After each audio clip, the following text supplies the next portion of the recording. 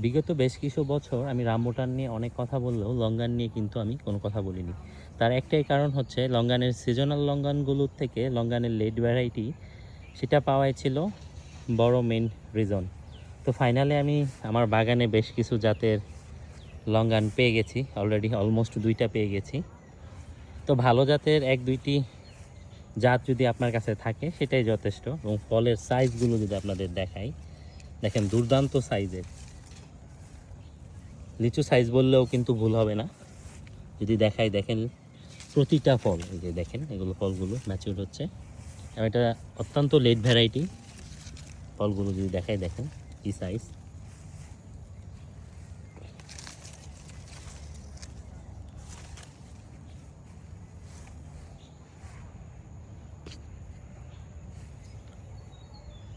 এই ছিল আমার আজকের ভিডিও। ধন্যবাদ সবাইকে।